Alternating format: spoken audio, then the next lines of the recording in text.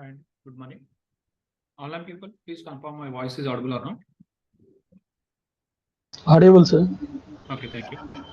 So as part of yesterday's session, we discussed about different Windows functions, and I given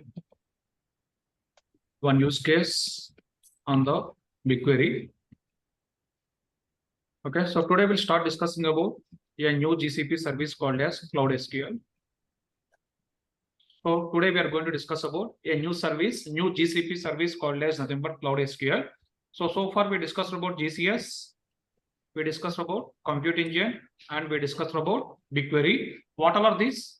All these are different GCP services. In the same way, we are having the one more service called as a Cloud SQL. So this is the one more GCP service we are having. So before going to this one, any guesses or did you remember what all are the different services we are having in the cloud?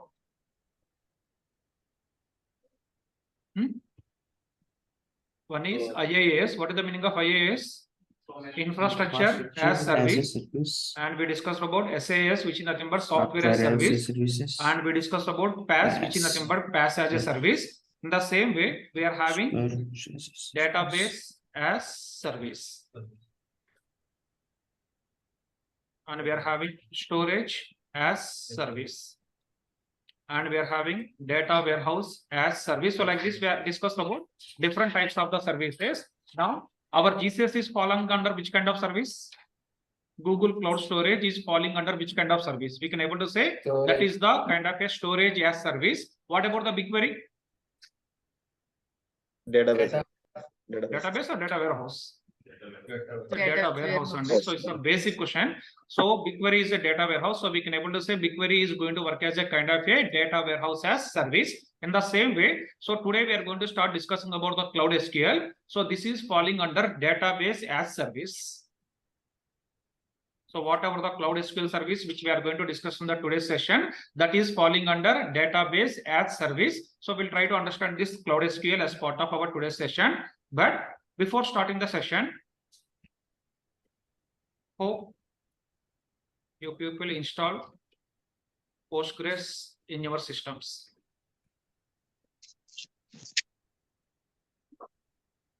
Yesterday in the Telegram group, I given 2 steps only.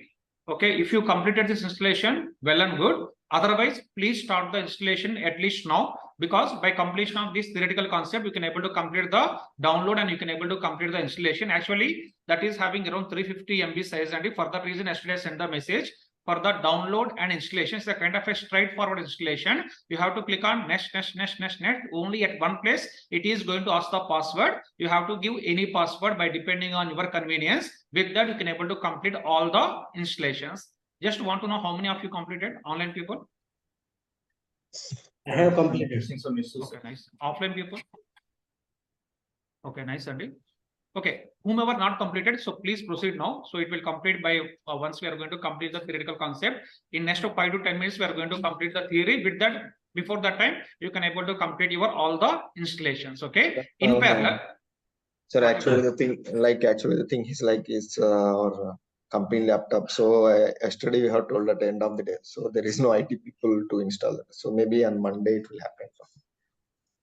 Yeah, why you are using company laptop? Better you can use the personal laptop only, because going forward also we are going to install the multiple softwares. I'm not sure whether your company laptop is allowing to install all those softwares or not. My suggestion, better to use the personal laptop. Okay, sir. Okay. So second, one question, sir. Sorry for interrupting. While installing, it is showing that please select the application you would like to install. And for part of which one I will select, sir? All will or only database server? No, don't do any changes. And just click on the next. That's it. Don't do any default values there. Okay, whatever is selected, just click on next. That's the reason I'm telling. It's a kind of a straightforward installation. So I think it's by default selecting all the 4 or 5 services which are available there. Don't unselect anything. It's showing error. You must select at least one package install before continuing. Okay, so can you please share our screen quickly? We'll check that once. What's your name? This is Chaturbujan. I think, sir, he might be trying to install the stack builder.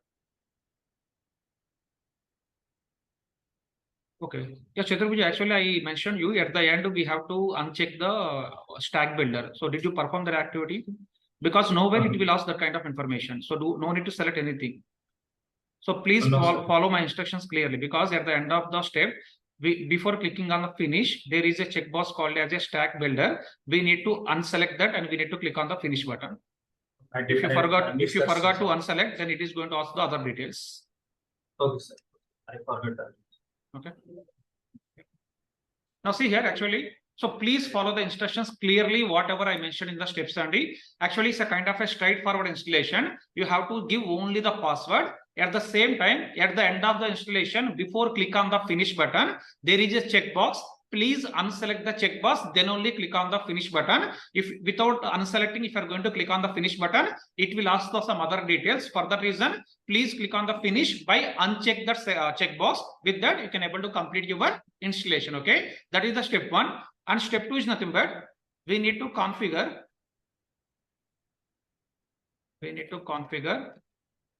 Postgres in Cloud SQL under GCP. This is the one more activity we need to perform. So this I will show you now only. So what we have to do here, we need to configure Postgres in the Cloud SQL under the GCP services. Actually, this activity also will take 5 to 10 minutes. For that reason, so hope most of you people completed the installation. Now I will show you how we can able to configure the Postgres in the Cloud SQL by using our GCP account. And to complete this activity in the backend, it will take 5 to 10 minutes of time. Those 10 minutes we can able to utilize for our theoretical discussion. After that, we can able to start with our practicals. Okay. So just to follow my steps, Andy. First one, please open console.cloud.google.com. Please open console.cloud.google.com. Even if you are doing the installation also, no issues, and you can continue these steps also. Both will go in parallel. Please open console.cloud.google.com.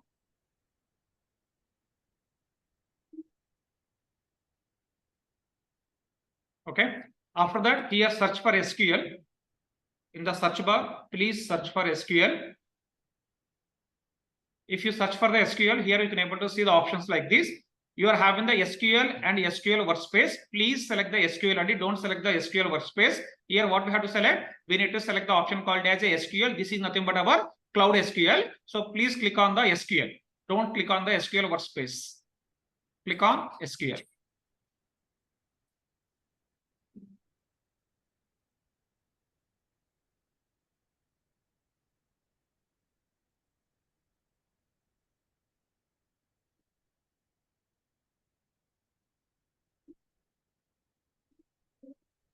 Search for SQL and click on SQL.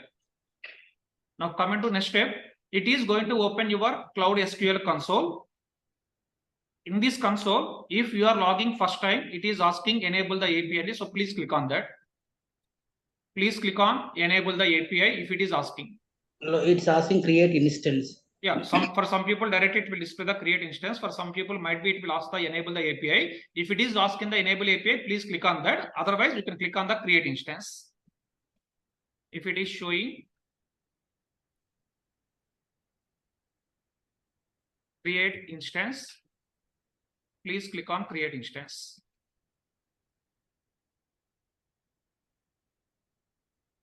If it is showing enable the API, please click on the enable the API. If it is showing the create the instance, please click on the create instance.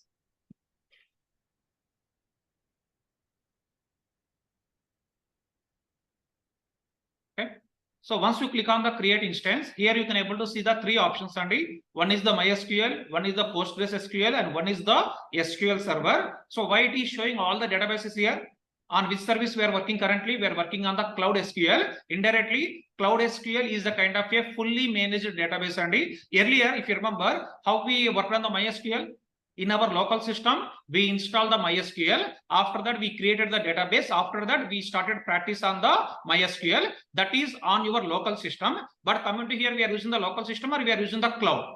We are using the cloud by using our GCP. So within the GCP, whenever you want to deal with any database, we are having the option, we are having the service called as a Cloud SQL service. And now coming to GCP side, this Cloud SQL is supporting all these three relational databases. Which databases it is supporting? MySQL, Postgres, and SQL Server. Earlier already we discussed about the MySQL and you did the perform the practice on the MySQL. For that reason, today, instead of going to work on the MySQL, we are going to work on the Postgres SQL. And now you tell me, in between all these databases, we are going to write the different kind of queries or we are going to write the same queries?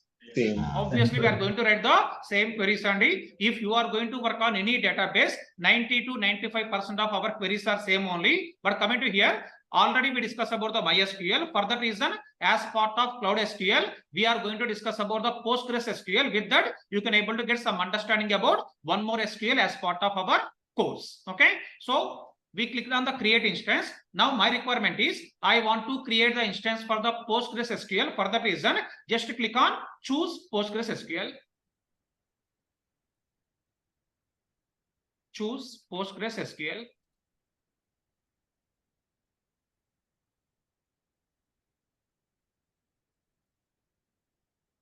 So don't ask me the question, sir, why we haven't selected the MySQL or SQL Server. If you want, we can able to select anything. And the only thing is nothing but we need to get some kind of practice on the Cloud SQL. MySQL already we discussed in the previous classes. That's the reason, just for one more database explosion, we are selecting the option called as a Postgres SQL. Okay.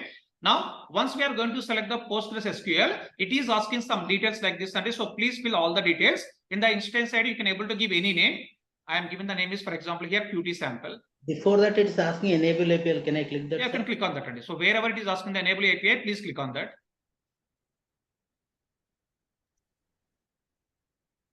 So it is asking the details like instance ID. You can give any instance ID. And after that, it is asking the password. So please specify the password. It's like VM only, right, sir? Sorry. It's a instance is nothing but a VM or something different. In the backend, it is going to create the database servers and everything Server. automatically. Yeah. Yep. Okay. Same. Okay. Yeah. And just one suggestion here, Andy. As part of our course, wherever it is going to ask the password, everywhere try to give the same password. With that, what will happen? No need to remember the password for each and every different things. And earlier we installed the MySQL. At that time we given one password. Yesterday, I hope you installed the Postgres. There also we are given the password. Again, as part of creation of the instance for the Postgres SQL, here also it is given the password. It is asking the password. Everywhere, if you are given the different password, you can able to forget the password or you can able to get the confusion. That's the reason, wherever it is asking the password, try to give the same password. With that, you won't have any kind of confusion. Okay. So please give the instance ID. After that, give the password. After that, it is asking which version of the Postgres SQL you want to create. So we are given the option as the latest version, which is nothing but Postgres SQL 15. Please give the instance ID. After that, specify the password. After that, choose the default option as a Postgres SQL 15. After that, leave enterprise as is. Don't do any changes on top of enterprise. Now, if you see the next one, Andy, so choose a preset for this edition. Here we are having the three options. One is the production, one is the development, and one is the sandbox. Here in the real time, we are going to select the option called as a production, but this is more cost, Andy. So we have to pay more cost. For that reason, as part of our practice today, please select this option as a development. Please select the option as a development here. Instead of production, please select the option as a development.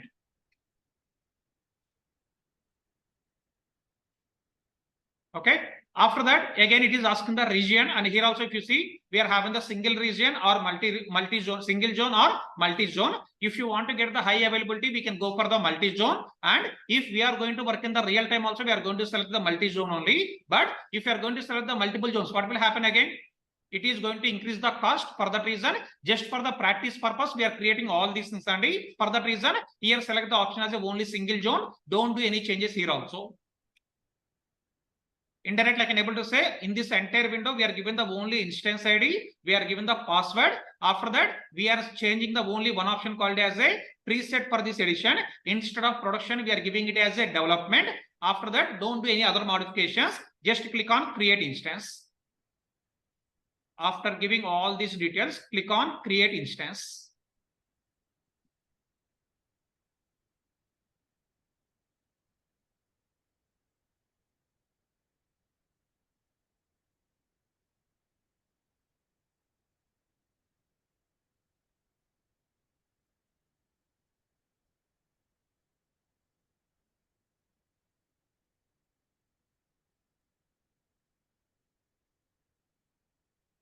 After giving all these things, just click on create instance. Now, to create the instance, it will take 5 to 7 minutes of time. And in these 5 to 7 minutes, we'll try to understand what is the Cloud SQL and what is the purpose of the Cloud SQL. By completion of the theoretical topic, your instance would be ready. With that, we can able to continue with our practical sessions. Okay. As I already told you, so in the GCP, we are having the service called as a Cloud SQL. And what type of service it is? This is nothing but storage as, sorry, it's my mistake. This is a kind of database as service. So this we can able to call it as a database as service only. And we can able to say, if you remember earlier, what all are the different cloud features we discussed? If you remember, in the cloud, what all are the features we are going to get?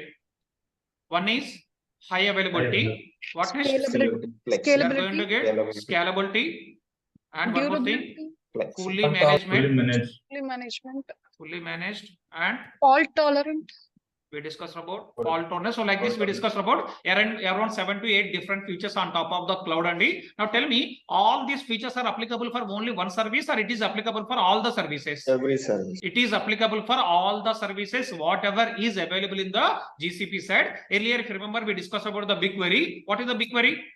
BigQuery is a kind of a fully managed service. It is going to provide the high availability, high scalability. Like that, we discussed about the what is the definition of the BigQuery. And the same way for the Cloud SQL also we can able to say it is a kind of a fully managed database system which is having in our GCP side. And in the Cloud SQL we can able to see the features called as a scalability. In the Cloud SQL we can able to see the feature called as a high availability. In the Cloud SQL we can able to see the feature called as a fault tolerant. Already we discussed about all these features as part of our previous classes. Same features are going to applicable again on top of your Cloud SQL service also. You try to recap. What is the meaning of scalability? We can by depending on the requirement, either we can able to increase the number of services or we can able to decrease the number of the services. That activity we can able to call it as a scalability. How many types of scalabilities we are having? Two types. What are those? Vertical scalability and horizontal scalability. What is meant by vertical scalability? If you are increase the Within the system, if you are going to increase the services or resources, that we can able to call it as a vertical scalability. What about horizontal scalability? If you are going to add the external system, that we can able to call it as a horizontal scalability. That's the way simply you can able to recap what we discussed on top of the scalability. What is meant by high availability? If you remember, earlier when we are creating the Postgres instance, it is asking choose the region. There we are having the option as a single region and multi-region. With the help of the single region, what we are going to get, high availability or low availability? We are going to get the low availability. But if you are going to select the multi-region, what will happen?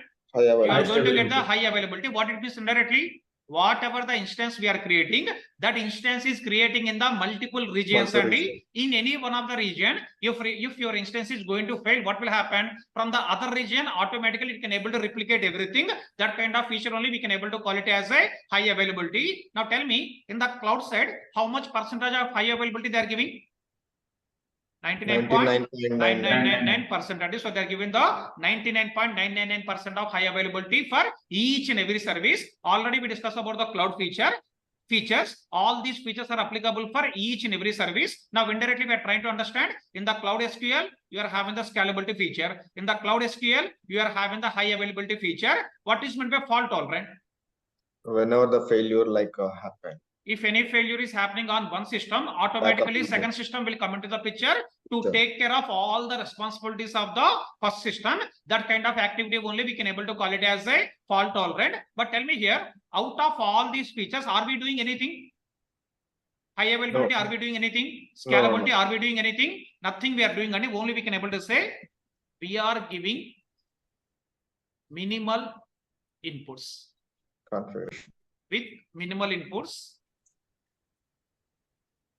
Cloud SQL will provide all above features. Simply we can able to say with the basic or with the minimal input study, what is going to happen here? It is Cloud SQL is going to provide all the above features. If you remember the high availability, we are selecting the single region or multi-region. If you want to get the high availability, highest availability, we have to go for multi-region. If you want to get the normal availability, we can able to go for the single region. Like that, whenever we are going to use the Cloud SQL service, we are going to give some kind of minimal inputs only. With those minimal inputs, what will happen? Automatically, you can able to get all these features on top of your Cloud SQL. Okay. In the same way, we are having few more features on top of your Cloud SQL. We'll try to understand those.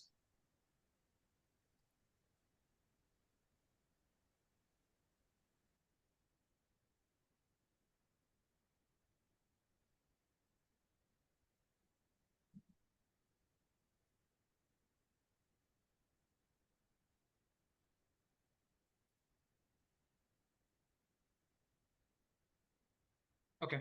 If you just observe here, definition of here. So simply we can able to say Google Cloud SQL is nothing but it's a kind of a fully managed relational database. Why they are calling it as a relational database, Andy? Earlier, if you remember, when we opened the Cloud SQL, what all are the options we are having? MySQL, Postgres SQL, SQL Server. All those three are nothing but our relational databases, Andy. So whenever we are going to use the Cloud SQL, by using the Cloud SQL, you can able to work on the relational databases on top of your cloud or on top of the local system.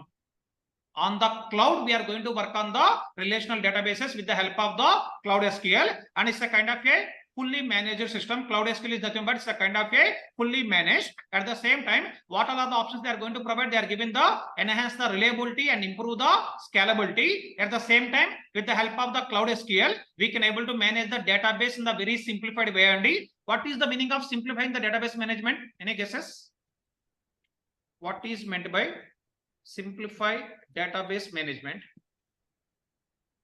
For example, on-premise, if you want to maintain one database, what we have to do?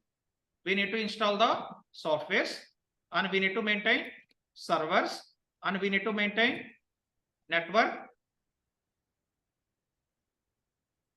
Okay. And in future, if any new version is coming for this software, we need to add the patches or we need to upgrade the softwares. So all these are comes under nothing but our database management. Now you tell me, on the on-premise systems or in the local systems, Andy, who is going to perform all these activities in general?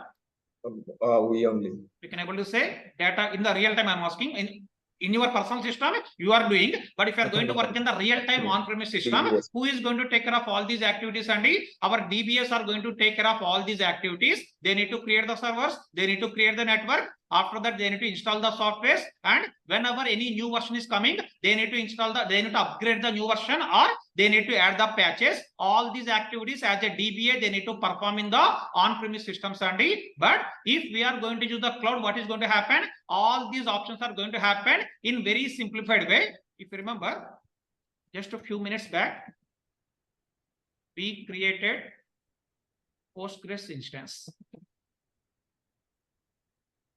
Okay.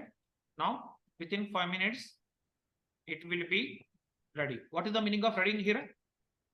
It will What be is the meaning of configured ready? everything. In the back end, it will configure, it will do the setup and everything, and servers, networking, software installation, everything. Who is taking care? Your cloud only will taking care. That's the reason we are saying that with the help of the Cloud SQL, automatically what we are going to get here, we are going to get the simply database management. Other than that, if you observe here, it is going to provide the multiple database engine support. What are the multiple databases it is supporting? As we saw earlier, it is supporting SQL Server, MySQL, and Postgres SQL. By depending on your requirement, you can able to pick any one of the database on top of your Cloud SQL. In the same way, as we discussed already, it is going to provide the option called as a high availability. It is providing the option called as a scalability. In between, we are having the one option called as a automated backup. What is the meaning of automated backup, Andy?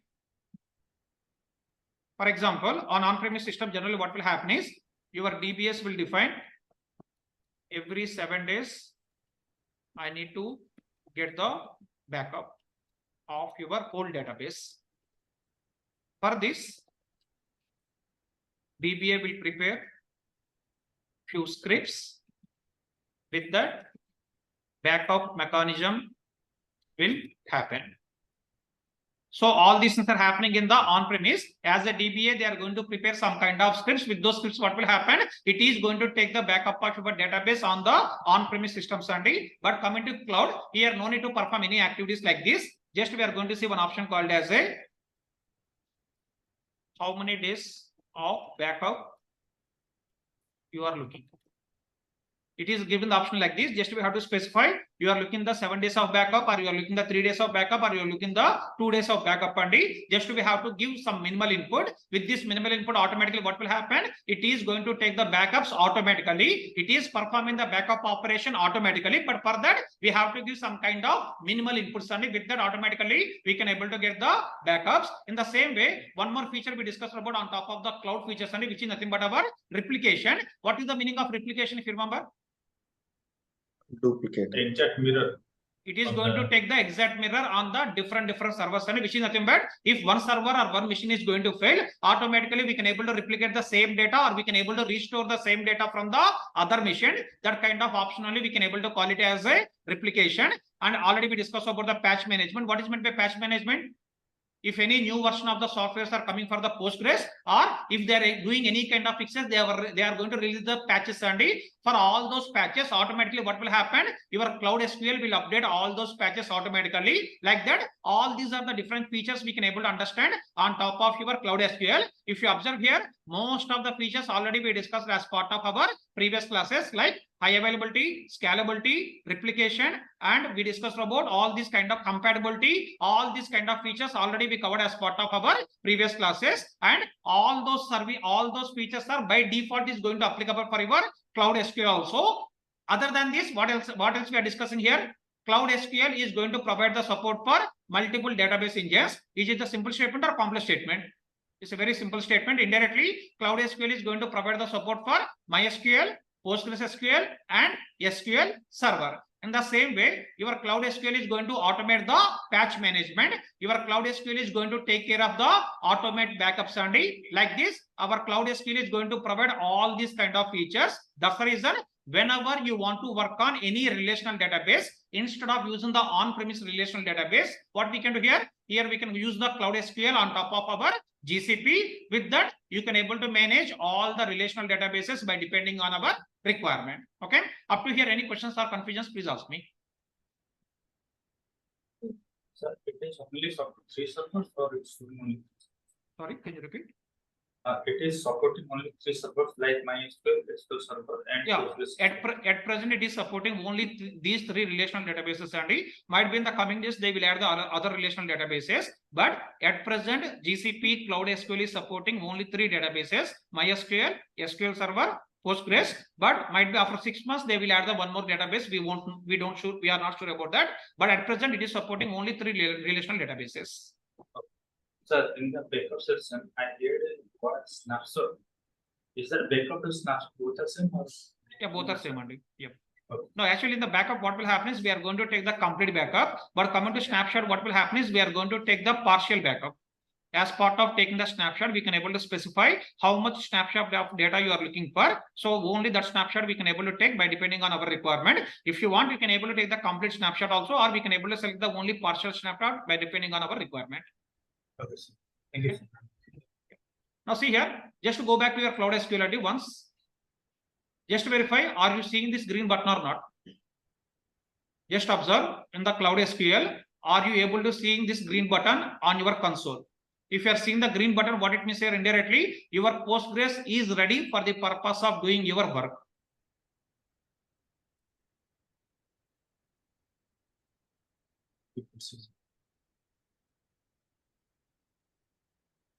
Okay. Now, if it is showing this green button, now first we'll try to understand what activities we are going to perform today, and with that you can get a clear picture. First one, we are installing Postgres in local system. What we did, we are installing the Postgres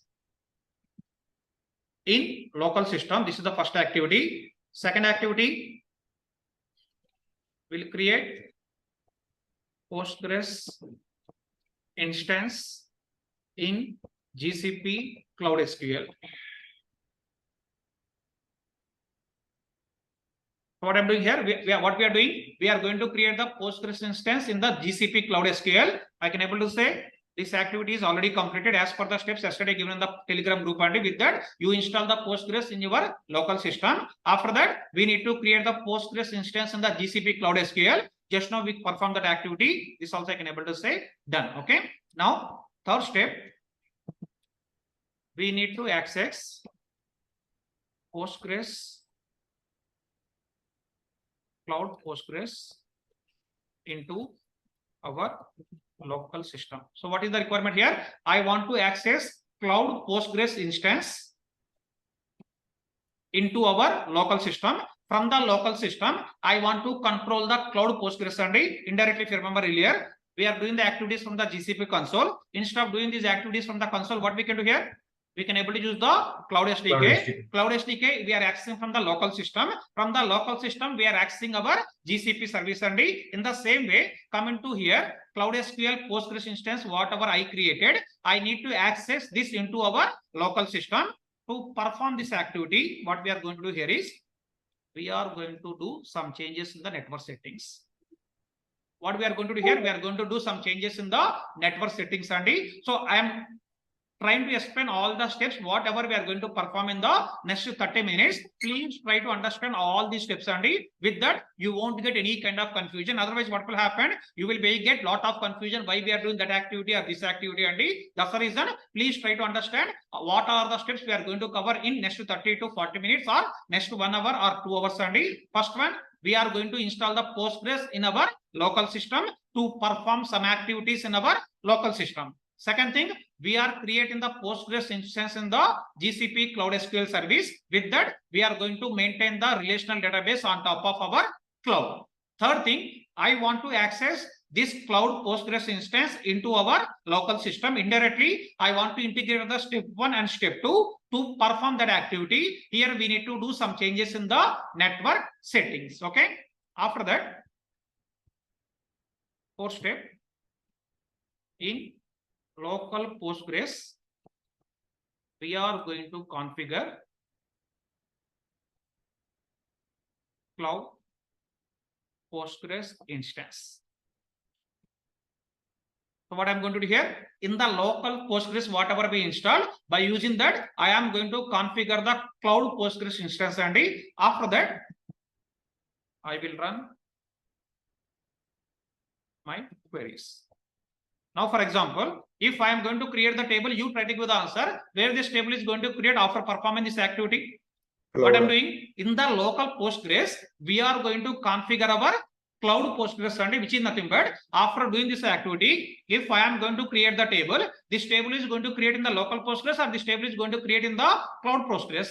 It is going to create it in the cloud Postgres, and in the same way, if you want, you can able to create the table, or you can able to insert the data, or you can able to run any kind of SQL queries, but all these activities are happening indirectly on what?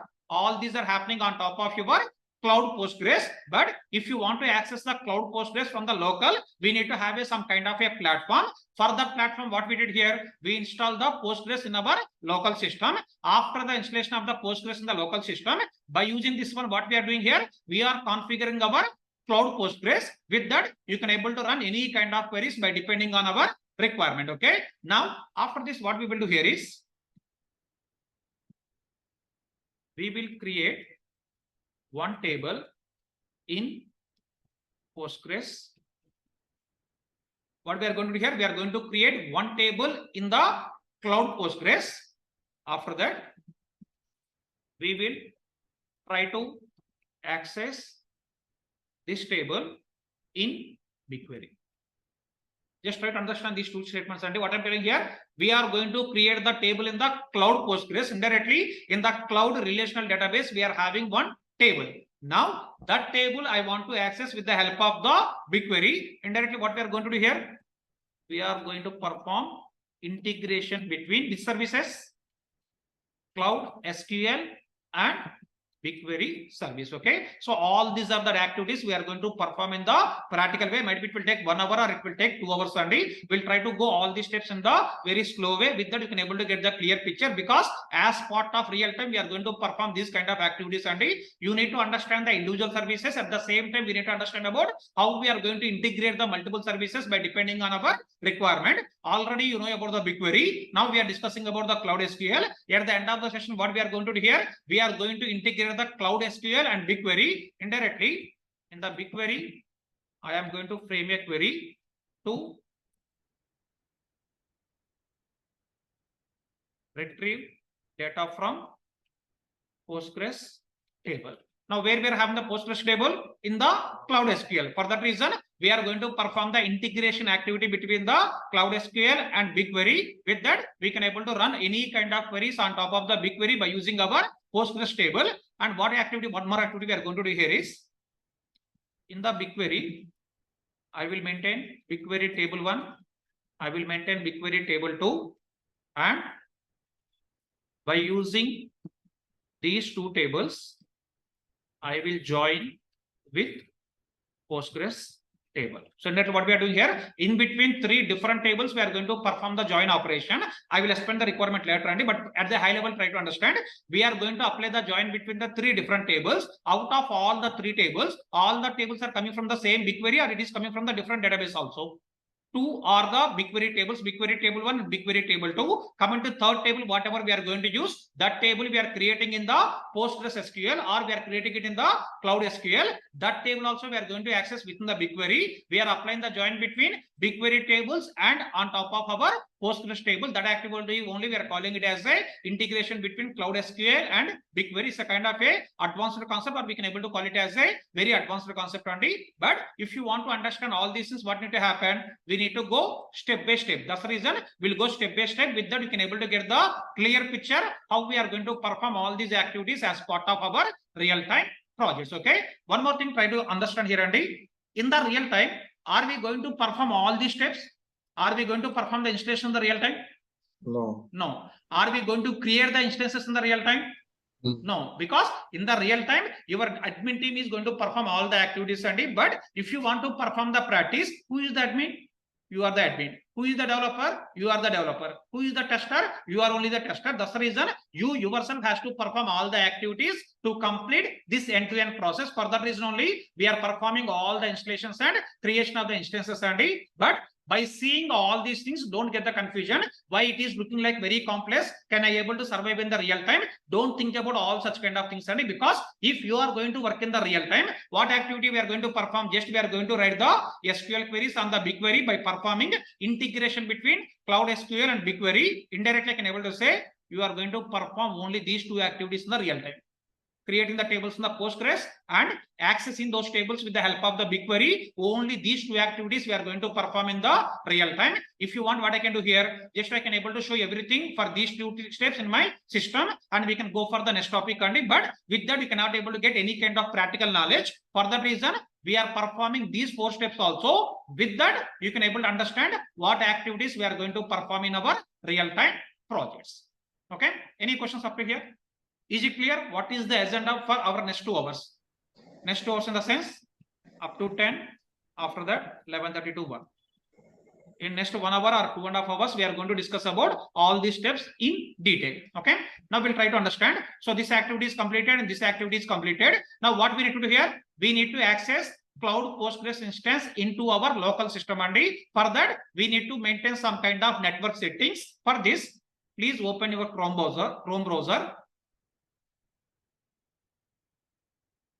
Just open your Chrome browser. Just search with the my IP. Please do this activity. Search with my IP.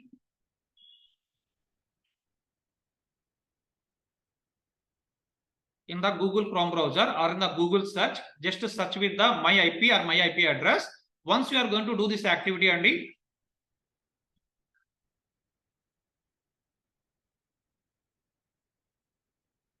here you can able to get one output like this. What is my IP? So you in my system, it is showing it as a 183.82.108.240. Might be in your system you are having the different IP. Might be you are having the same IP. Please copy this IP into your notepad.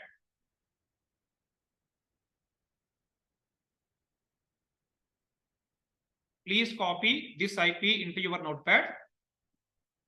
And tell me, for example, after completion of the class, you are going to your home. In the home, you are connecting to the Wi-Fi or you are connecting to the LAN, and then we are going to have the same IP or we are going to have the different IP. We are going to have the different IP. Indirectly, whatever the activities we are going to perform in the next 1 or 2 steps, Andy, you have to repeat the same activity if you are working from the home, because in the insured Wi-Fi, this is the IP we are seeing. Now, if you are going to the home, what will happen automatically? Your IP is going to change. That's the reason whatever the next 2 activities we are going to perform, same activities you have to repeat if you want to perform the practice at your home. Okay. Now, please go back to your Cloud SQL console. Please go back to your Cloud SQL console.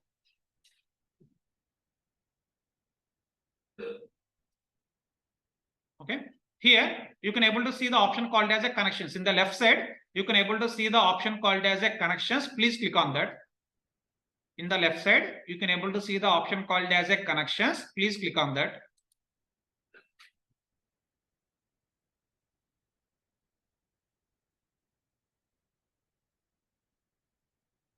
Okay. After that, please go to the networking tab. Click on connections. After that, go to networking tab in this section. Go to networking tab. After that, please click on add a network. Click on add a network.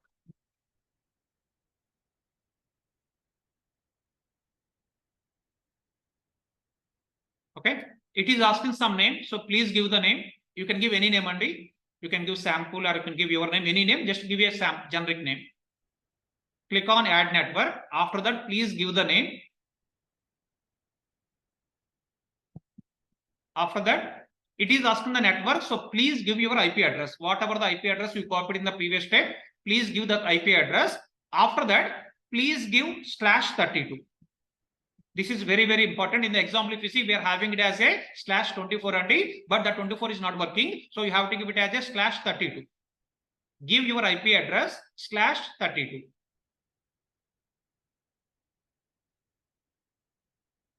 Give your IP address. After that, Sir, yeah, please. sorry, sir, network is very slow. Can you please tell me how to take the network IP address? That alone, could you please repeat, sir? Open your Google Chrome browser. In the Google search, please give it as a my IP. Search with the my IP only. Once you are going to search with the my IP, then you can able to see the IP address like this. This IP address you have to take.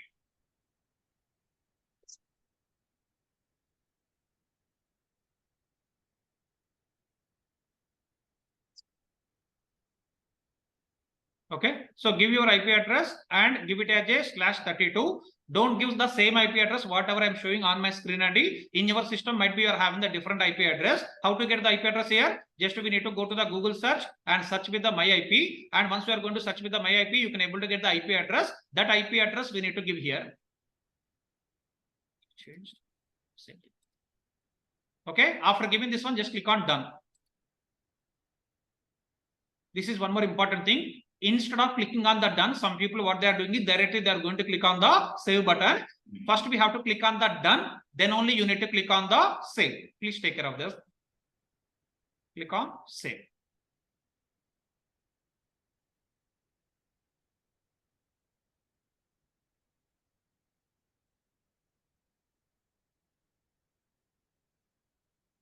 So for saving, it will take just 30 to 40 seconds only. Just wait for a few minutes. In the my IP, we are getting like alphabets also in that. Is that also correct, sir? No, it will give the numbers only in the my IP. Yeah, same place I'm getting with the C036. Yes, sir. Same. I did not get the slash number, sir.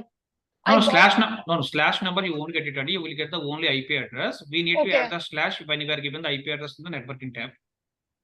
Slash that number. What number do I have to give, sir? Whatever you have given now. Yeah, /32 you have to give. Thank you, sir. Okay.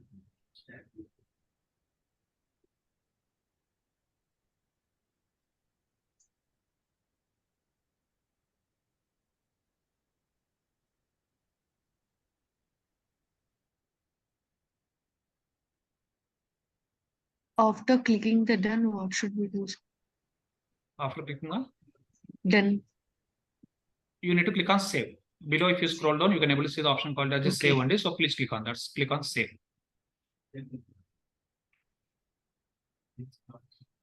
Sir, why that /32, sir? That is a kind of a port number. Oh, okay. Okay. Just observe here. One more step we have to perform. In the left side here, you can able to see the option called as a users. Earlier we clicked on the connections. Now please click on the users. Below the connections, you can able to see the option called as a users. Please click on that. Sir, I'm getting that the IP address already taken user. Sorry, can you repeat that?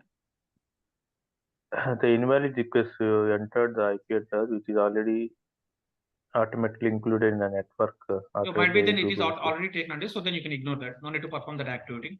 Okay. Okay. Okay, so click on the users. Once you click on the users, you are going to see the window like this. Here already, if you observe, we are having the one user called as a Postgres user only. Now, for this Postgres user, just we are going to change the password. What is the username we are having here? We are having the username as a Postgres. Just click on these three dots. Click on these three dots. Click on change password. So my sincere request, please travel parallelly with me. If you are lagging behind, what will happen? Again, I have to repeat each and everything. It will take good amount of time only. For that reason, please travel parallelly with me. In this window, already we are having the user called as a Postgres. Here we can able to see the three dots. Click on the three dots. Click on change password. Click on change password. Here, give the password. As I told you earlier, please give the same password everywhere. Then you won't get any kind of confusion. Otherwise, what will happen? You will get a lot of confusion. Give the password, click on OK.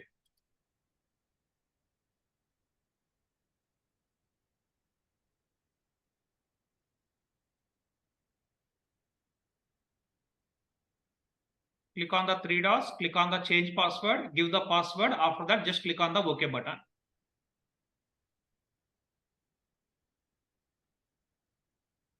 Okay, here in that I can able to say in network settings, we given our system IP under networking tab from connections. We went to the connections. In the connections, we went to the networking tab. Within the networking tab, we given our IP address. How we taken the IP address in the Google search? Just to give it as a my IP. With that, you can able to get your system IP address. That IP address we given. Okay. After that, what we have done? Change the password for your Postgres user. For this, what we have done? We went to the user section. There, click on change password. With that, we have changed the password. Okay. Indirectly, we are making everything ready on our cloud Postgres instance to connect it to our local ND. Why we given the IP address? Any guess? IP address of your local system we are giving, which is nothing but from the local system. I want to connect to my cloud system. That's the reason we are giving those kind of IP address and everything. And so with that, what will happen? Now you can able to access the Postgres on top of your local system. That's the reason only just be given the network settings and be given the change in the passwords. Okay. Now, after doing all these activities, next step here is please go to your start button, Windows Start. Please go to Windows Start.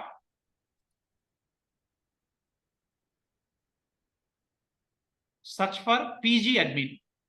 Search for PG admin.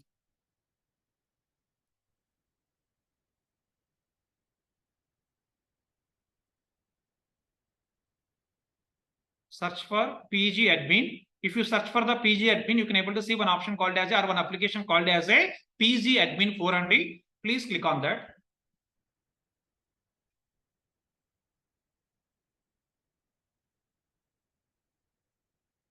Here you can able to see PG admin 4 like this. Once you completed the installation, once you completed the first step properly, what will happen here? In the start button, you can able to see the option called as a PG admin 4. Just search with the PG admin. With that, you can able to see the desktop application called as a PG admin 4. Please click on that.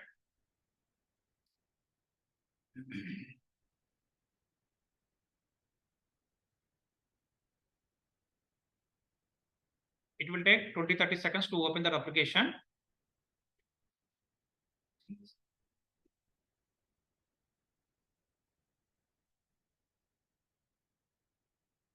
Yeah, before opening this, any questions or issues so far?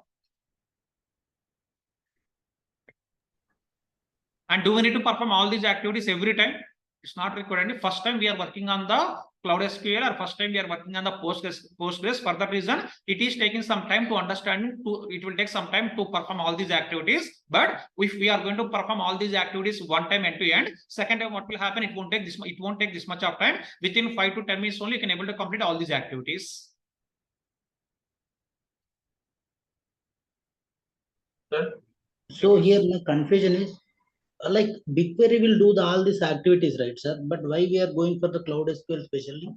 Yeah, because in the real time, so sometimes we have to do some kind of POCs by using the different databases. And for example, you want to create the reports. To create the reports, we are having some tables in the MySQL, some tables we are having in the BigQuery. Now you want to take the decision. You want to migrate everything from the MySQL to BigQuery. Before taking the decision, what we have to do, we need to perform some kind of POCs, or we need to run some kind of POCs to see the data or to analyze the data. In that situation, how you can able to access your Postgres tables from the BigQuery. To perform such kind of activities, we need to have knowledge on all these kind of activities. Or simply I can able to say, if you ask me what I can able to say, in the Postgres we are having a table, I will upload the data into one text file. By using the text file, I will upload that text file into the GCS bucket. From there I can able to perform all the activities in the BigQuery. That way also we can able to perform everything only. But in the real time, in some of the projects, we are not going to perform that kind of activities directly. For that reason, you need to have knowledge about all these kind of activities to perform some extra activities in some of the projects. Is it clear? Sir, I am getting fatal error, sir. PG admin 4 server could not be contacted. Yeah, please close that window once and please try to reopen one more time.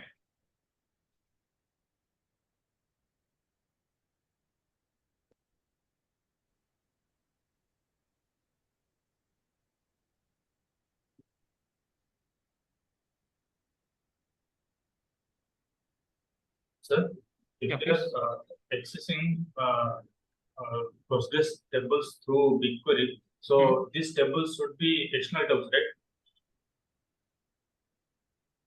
Can you repeat the question? You are asking external table? Yes, it's a And external table, but are we creating any tables in the BigQuery? We are not creating any tables in the BigQuery only. We are accessing the tables from the Postgres. Indirectly, in the BigQuery, we are not storing any data. We are not creating any kind of tables. With the help of the BigQuery, directly what I'm doing here, I am accessing the tables from the Postgres. Is it clear? In the BigQuery, we are not creating a separate table for the Postgres table. With the help of the BigQuery, we are going to maintain the communication with the Postgres. Indirectly, where we are having all the tables and data in the Postgres only, but we are accessing that data with the help of our BigQuery queries. Yes. Okay.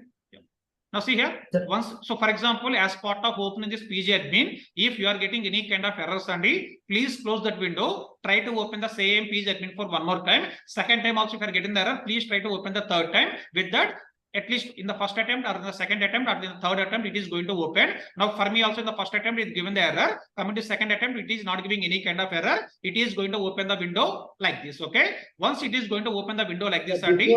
It came as a server's welcome page. So which one we need to click, sir? I didn't get that. Can you repeat? Yeah.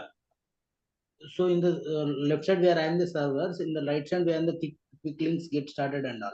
So which one we need to click on here? You here click on the servers. Servers. Okay. Okay, here you can able to see the servers only, and just to click on the Postgres 15, or if it is, or it will ask the password like this. So for example, if we are accessing the first time of this application, it is asking the password like this. Whatever the password you have given in here, please try to enter the same password one more time here. Sir, sorry to interrupt. I just missed past 2 minutes. Can you tell me where is this admin, sir? Now, that's the reason I'm telling you. So please travel parallelly with me. If you are missing 1 minute, again Yeah, I have I'm to repeat sorry. everything. Yeah. No, just tell me where is Now that please admin? go to the start. In the start, please Okay. try for PG admin. If you type the PG admin here, you can able to see the application called as a PG admin 4. Please click on that. Yeah, Once you click on that, then you can able to see this window. Got it, sir. Thank you, sir. Yeah, no problem. See, it is going to ask the password like this, Sandy. So here you need to enter the password already we set up earlier. Give the same password here. Just click on OK button.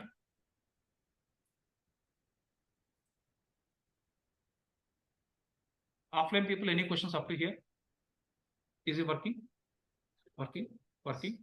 No? What's the error? Close that window again open one more time. Just 1 minute and online people, offline people are facing some issue.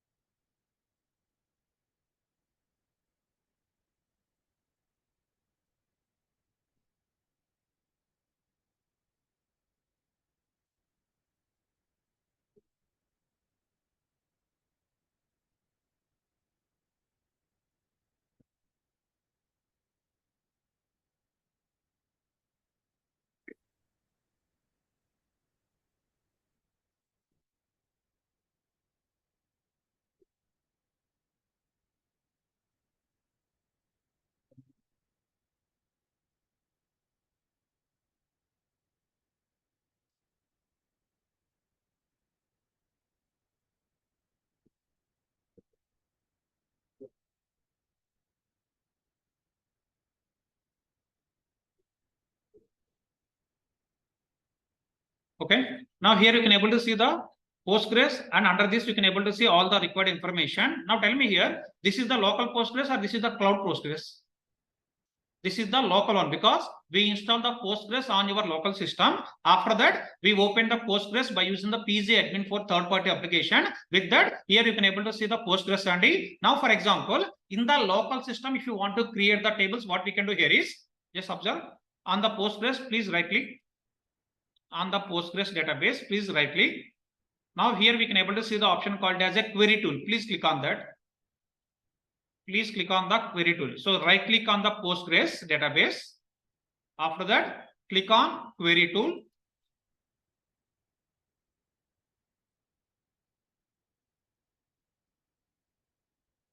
So once you click on the query tool, it is going to open the window like this, Andy. So in this window, we can able to perform or we can able to run any kind of SQL queries by depending on our requirement. So once you are going to connect to the server, in the left side on the Postgres database, right click and click on query tool. Once we click on the query tool, it is going to open the query window like this. In this query window, you can able to run any kind of queries by depending on our requirement. Here, what I'm doing is, for example, I'm giving it as select star from information underscore schema dot tables. Any guesses what is this table? Information underscore schema dot tables. This is the one of the system table which is having all the tables information of your Postgres, and we are having the same type of table in the MySQL also. In the MySQL, we are giving it as a INMODB underscore something, but coming to Postgres, we are giving it as a information underscore schema dot tables. Now this is the query I'm writing. If you want to run the query, just click on the run button.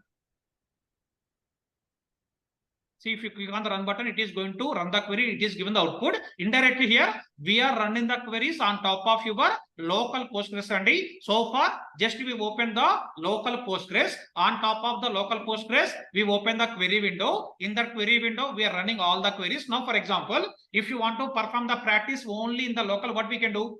Here you can able to create the tables, or you can able to insert the data, or you can able to perform any kind of activities on top of your local Postgres. But our requirement is, I want to perform all these activities locally, or we need to perform all these activities on the cloud Postgres. We need to perform all these activities on the cloud Postgres, but to perform that activity, we are going to use this window as a third-party application. Now, what we have to do here is, we are having the Postgres SQL 15 server, but we need to configure our cloud Postgres SQL server. For that reason, what I'm going to do here is, just observe on the servers, please right click. If you see top, we are having the servers, and please right click on that. On the servers, right click on register. Then you can able to see the option called as a server. In this window, you can able to see the servers. Beside that, you can able to see the register. Beside that, you can able to see the option called as a server. Please click on that. Then it is going to open the window like this. Indirectly, if you observe here, what I'm doing, I am registering a server. Any guesses what is the server we are going to register? Which server we are going to register?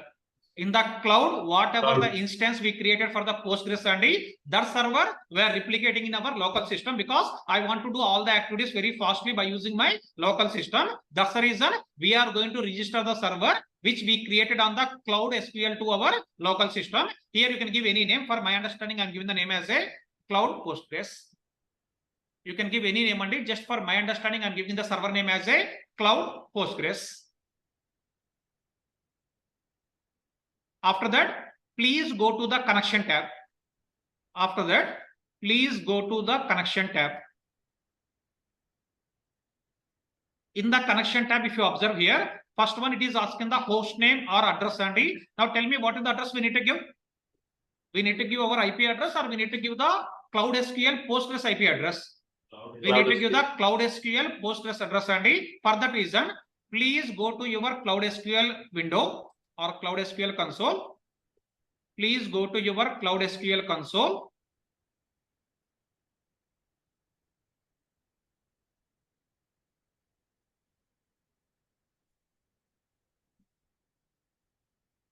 Please go to your Cloud SQL console.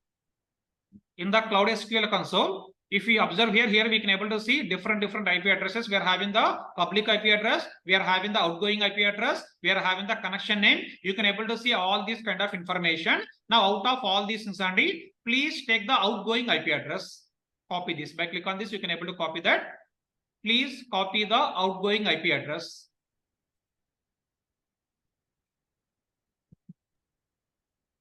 And come back to your PG admin window.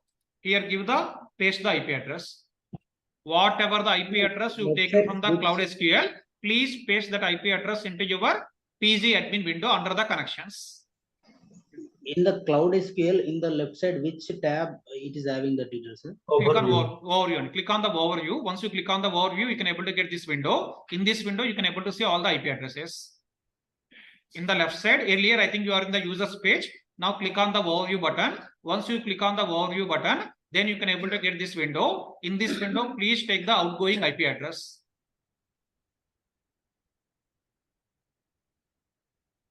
This IP address only we are giving in the connections tab. In the connections under the host name, we have to give this IP address.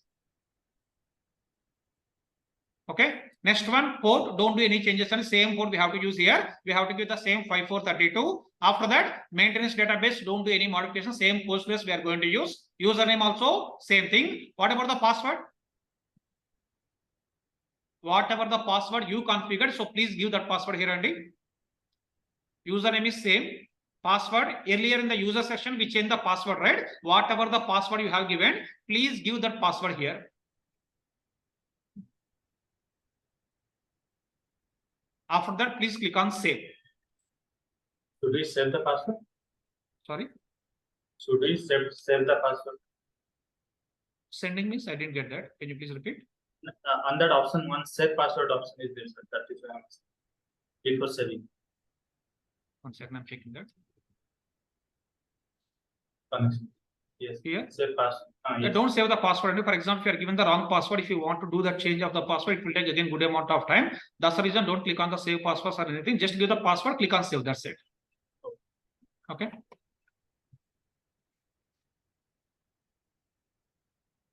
Now see in my system, for the cloud Postgres, whatever the connection we created or whatever the server we registered, that server information we can able to see. Now if you observe here we are having the two servers only. What is the first server or what is the second server? Any guess?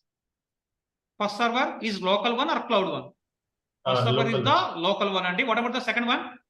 This is the cloud one. Now, how it is connected to our cloud Postgres? Because we given the IP address, you given the username, you given the password, whatever the required information is required, we given all that information under the connection.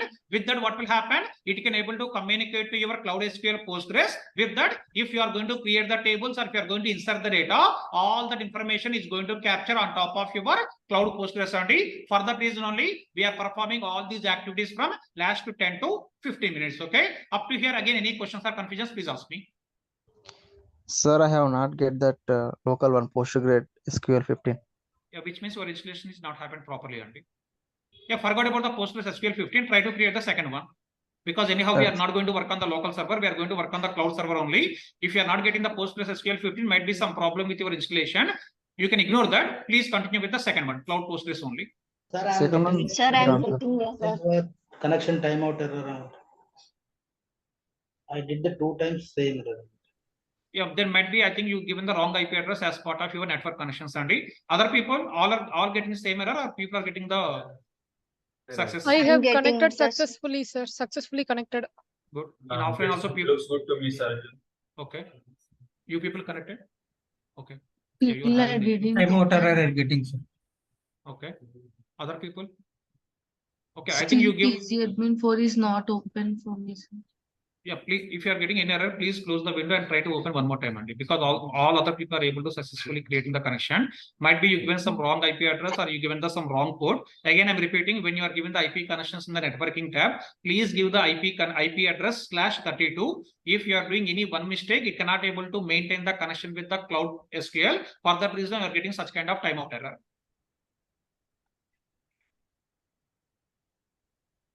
Okay, and some people are saying steps I followed. So now if you are following the same steps, you won't get the error, right? Because all the other people are able to working properly, right? Yeah, it's showing global SQL. Cloud SQL inside data. In there. Just 1 second. Offline people are facing some issue. Just 1 minute.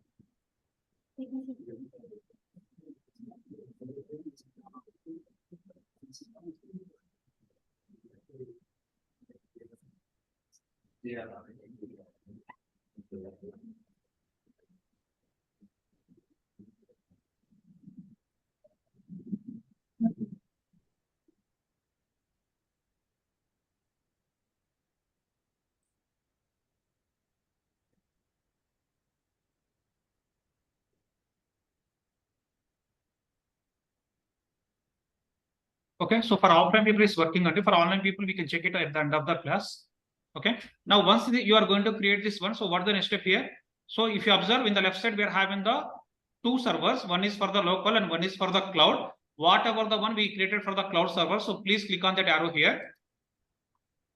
And here you can able to see the Postgres. Please right click on the Postgres again one more time. Right click on the Postgres, click on query tool. Whatever the server you created for the cloud, click on that arrow. Below that you can able to see the Postgres. On top of the Postgres, please click on the query tool. Please click on the query tool. Okay. Now again, what is happening here? It is opening the one more query window like this, Andy. But this query window is connected to the local server, or this query window is connected to our cloud server. This is connected to our cloud server. Here also, just for cross checking, Andy, I'm given the query called as select start from information underscore schema dot tables. Click on run. Hey, sir, sorry for the interrupting. I am getting internal server error. That's something on you. So might be somewhere you did the mistake. That's why you're getting that internal server error. Yeah, I think we have around 53 people online. How many people are facing the issue? Can you please just say yes? I'm also, sir. One. Actually, Okay. for Yeah, one. me, No, 1 second. One. Any other people? Yes, sir. I am. 2, 3, 4. Next. I 5, am, sir. 6, Myself. 7. No. Fatler. So just click on the Postgres only. So don't click on the Cloud SQL admin. Please click on the Postgres. Okay. Please click on the Postgres and right click and click on the query tool. With that, you need to open this window. And if you are able to run in this query information underscore schema dot tables, which is nothing but you are having the proper connection with your cloud SQL. Okay. Checking. Okay, 6 members. Anyone else? Yeah, for me, when I click on the Cloud SQL admin at the time only, I'm getting the No, don't click on the server Cloud error. SQL admin, Andy. So what I'm telling here, I'm telling that please click on the Postgres. Forget Yeah. about the Cloud SQL admin for some time. Please click on the Postgres and right click on that. Click on the querying tool, and with that you will get this window. In this window, please run this query. If it is working indirectly, you can able to say you connected to the Cloud SQL without any issues. Yes, Then I sir. can able to open query. Nice. Okay, other people still. Other people, whomever saying you are getting the error, and please click on this Postgres. Don't click on the Cloud SQL admin, because for admin we need to perform some different activities. That's the reason. Please don't click on the Cloud SQL admin. Please click on the Postgres. Right click on query tool. Then you will get this window. In this window, please give it as a select star from your information underscore schema dot tables.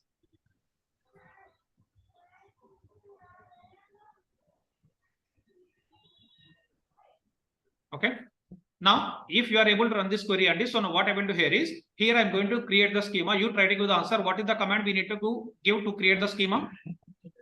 Just give it as a create schema. We are given the schema name. So for example, I'm given the schema name is sample schema, or I'm giving sample underscore 1.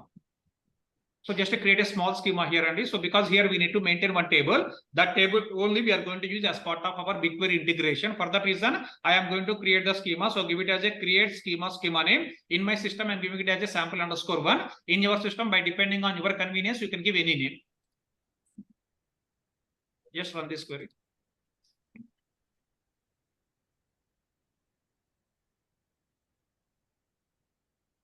Okay, so I created the schema. Now here in this schema, I want to create the table. Try to create this table, whatever the table I'm showing you here for our practical purpose.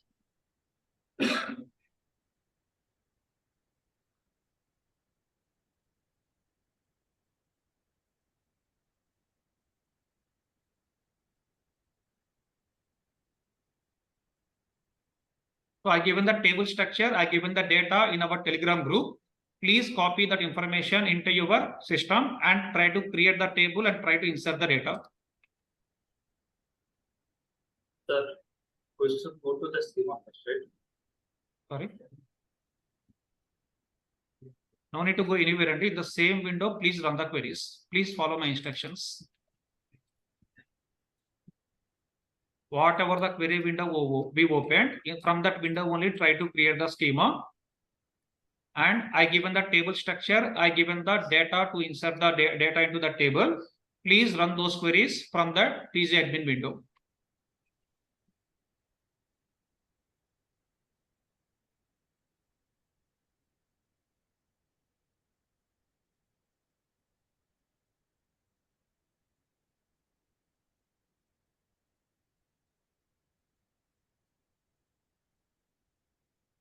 Okay, after creating the table, after inserting the data, just give it as a select star from your table. You should be able to see the data here. Now again, I'm asking the same question, where we are doing all these activities, Andy? In our local Postgres or in the cloud Postgres?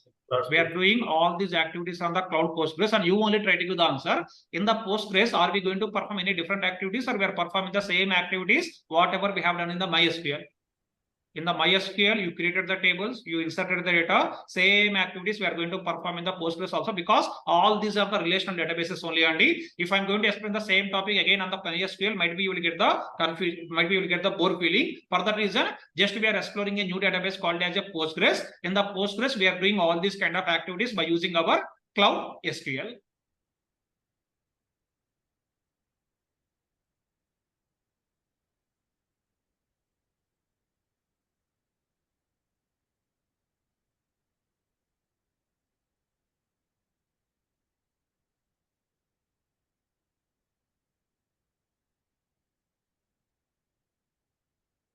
Okay, just I want to add one very, very important instruction. And if you observe here, you are working on the query window. Please cross verify in which query window you are working. You are working on the local server query window, or you are working on the cloud server query window. How we can able to see that information? Above you can able to see your username, and you can able to see @ your connection name. And here my name is showing it as a cloud Postgres. This is the name I given for my cloud SQL server connection. That's the reason it is showing the name as a cloud Postgres. By seeing the name, you need to understand whether your window is connecting to the cloud server or it is connecting to your local server. Please verify this one. Here also some people will do the mistake, and they are connecting to the local server. In the local server, they are creating all the tables. After that, when we are integrating with the BigQuery, they are trying to integrate with the cloud SQL. Then if you are trying to access this table, what will happen? You are going to get the error saying that your table is not existent.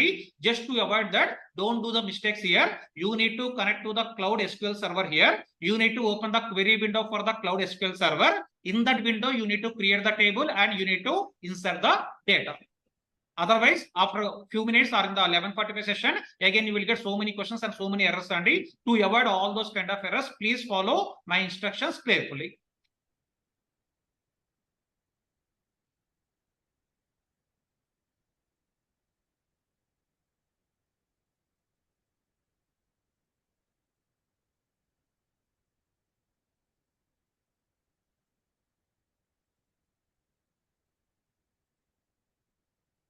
Okay, if you created the table, if you inserted the data, just quickly we'll recap on this. So what activities so far we performed? So what activities we have done?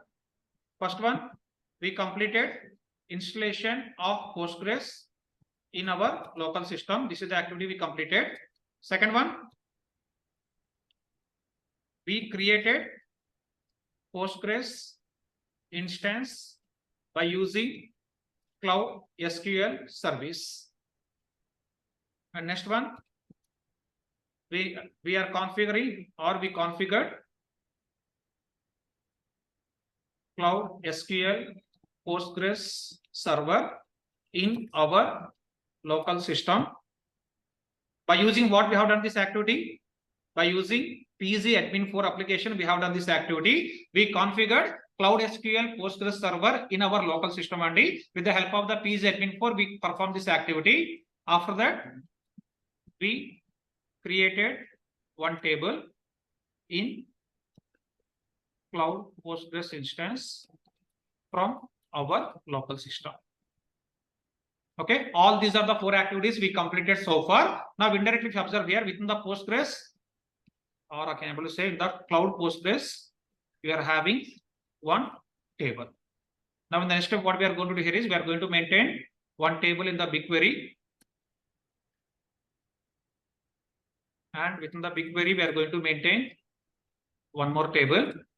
And in between all these tables, we are going to apply joins. So with this, we'll try to understand how we are going to perform integration between Cloud SQL and BigQuery. So these activities are pending until, so we are going to maintain the one table in the BigQuery and one more table in the BigQuery. After that, we need to maintain the integration between our Cloud SQL and BigQuery. So with that, we can able to perform our end-to-end operation. Now overall, today we are discussing about the BigQuery, or we are discussing a new service called as a Cloud SQL. We are discussing about a new service called as a Cloud SQL, but already in the Cloud SQL service is service only. By using the Cloud SQL, what we are doing, we are connecting to either MySQL or Postgres. Indirectly, in the last 15 days of classes, whatever the queries we discussed, you can able to run all those queries on top of your Postgres, okay? But instead of running the queries, what we are doing here, we are going to perform a new activity, which is nothing but how we are going to perform the integration between our Cloud SQL and BigQuery. Now, might be some people will get the question. Already someone asked the question. Why we are performing this activity? Because in real time, sometimes what will happen is to create the reports, few tables will present in relational database tables like MySQL or Postgres, and some tables will present in BigQuery. Now you tell me here, actually in the real time, what is going to happen here? Sometimes are going to present in the relational database tables and some tables are present in the BigQuery, but you want to create the reports in the combination of MySQL tables and BigQuery tables. So what's my requirement here? I want to create the reports in the combination of both MySQL tables and also the BigQuery tables only. So here we can able to say option 1 is nothing but load data from MySQL table to BigQuery table. This is option 1. In this option, what we can do here, if you can understand, export data from MySQL table to one CSV file. After that, you can create this, you can upload this file into the GCS bucket. After that, you can load the data into BigQuery table. By using this option, can be able to achieve the requirement or not? This is one option only. So you want to use the MySQL table in the BigQuery. Now what I'm doing here, from the MySQL table, I will export all the data into the CSV file, and that CSV file I will keep in the GCS bucket. Next, you know what are the steps we need to follow. With that, you can able to create the BigQuery table indirectly. Whatever the MySQL table we are having here or Postgres table we are having here, that table we are converting it as a BigQuery table. On top of that, we can able to perform all our operations. Okay. If I'm going to tell this one, what will happen? Whatever the activities we are doing every day from last 1 week, and the same activity again we are repeating. Instead of that, what we are doing here, we are going to choose the one more option called as a option 2. In real time, in some of the projects, instead of doing this activity, what we will do here is from BigQuery, will connect to Postgres table. With that, we will find our SQL statements. But tell me here, if you are going with the option 2, what all are the steps we are avoiding? No need to export the data, no need to create the GCS bucket, no need to load again the data into the BigQuery table. We are avoiding all these steps. And directly what I'm doing here, directly I'm communicating with the Postgres table from the BigQuery. With that, we are going to fire our SQL statements as part of our requirement. That's the reason I'm saying that in the real time, might be we are going to choose the option 1 or we are going to choose the option 2. Option 1 already we discussed in the previous classes, Sandy. If you are having the CSV file, how to upload to GCS bucket, how we can able to load the data into the BQ table. Already you know about all these steps. That's the reason instead of following this approach, what we are doing here, we are following the second approach. In the second approach, what we are doing here, from the BigQuery, directly we are going to establish the connection with the Postgres table. With that, you can able to fire the query in the combination of the BigQuery table and Postgres table. And to understand in the real time what are the different activities we are going to perform, we are discussing about this option 2. Okay. If you ask me, I can able to give the one more answer here. Option 3. What I will do here is, I will write a Spark code to connect with MySQL, and by using the Spark code only, I will upload data to GCS bucket. By using the same Spark code, I will create a BigQuery table. With that, by using BigQuery, I will perform all the operation. This is the one more option, Andy, or I can able to say option 4. By using data prop, we can able to perform same activities. Indirectly, I am only saying that same activity we can able to perform by using different approaches, Andy. But so far, which approach you know about only the first approach, how to upload the file to GCS bucket, from the GCS bucket, how to load the data into the BigQuery table. But in every project, we are going to perform same activity, or we are going to see the second kind of activities also. We are going to see the second kind of activity. We are going to see the third kind of activity. We are going to see the fourth kind of activity. Now, today I got a chance to explore about the second option. That's the reason we are discussing about how we can able to perform this activity by using the second option, Andy. And one more thing, as part of interviews, if you are going to say, I worked on integration between Postgres to BigQuery, then what will happen? Definitely your interviewers will get the good impression, because this is the one of the advanced activity we are going to perform in the real time, Andy. So if you are going to explain this kind of advanced things, what will happen? They can able to get very good impression. At the same time, they will spend 5 to 10 minutes on this topic only. As part of interview, they will spend 5 to 10 minutes. Indirectly, you are deviating them to your own way. And for example, you are having good knowledge about the integration of BigQuery and Postgres. Once you are going to give this statement, what will happen? Simply, they are going to start the questions on top of this topic. With that, you are saving the time as part of your interview, Sandy. For the interview purpose, for the real-time purpose only, we are discussing about all these kind of topics, Sandy. Indirectly, by using the today's session, we are covering Cloud SQL. In parallel, we are covering how we are going to perform the integration activity between our Cloud SQL and BigQuery. Okay. Any questions so far? Sir, this Postgres is just a tool, right? Third-party tool to connect. It's a database. It's a database. Postgres is it's also database. Okay. Yeah. Postgres is a one relational database. Like MySQL, what you said. And whatever the PZ admin we are using, that is the one of the tool in the Postgres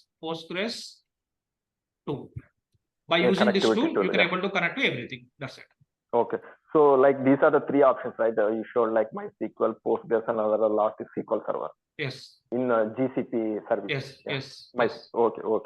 Okay. So most of the real time we are using the Postgres, or like any of the tools? That depends on. In some projects we are going to see Postgres. In some projects we are going to see MySQL. In some projects we are going to see SQL Server. So we are going to see all the things.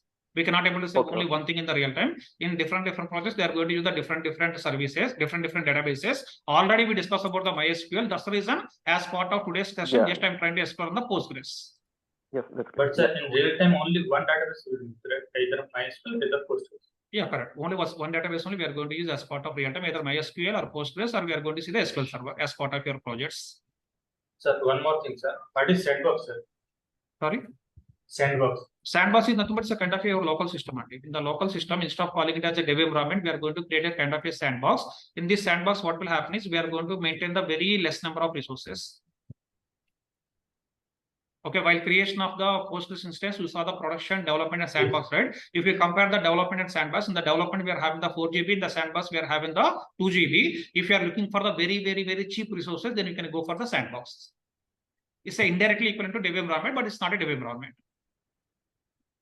Okay. But in real time also they are using the sandbox, right? But I can hear this word. Yeah, so see, coming to sandbox in the different applications, we are having the different kind of meanings, Sandy. If you are going to work in the other applications, we are going to have a word called as a sandbox, but that is the meaning of that sandbox is different in the other applications. But here I'm saying in the Postgres, when you are seeing the option as a sandbox, this is the here with the sandbox, we are going to create the cheap resources. Cheap in the sense is nothing but very less resources as part of creation of your instance. Okay. Yep. Okay, so that's all for now, Andy. So we'll connect in the 11:45 session. In the 11:45 session, we'll try to understand how we can able to perform the integration between the Cloud SQL and BigQuery. With that, we can able to cover one of the advanced topic as part of our session. Okay. Okay. Thank you. Sir, what about the error which you are facing?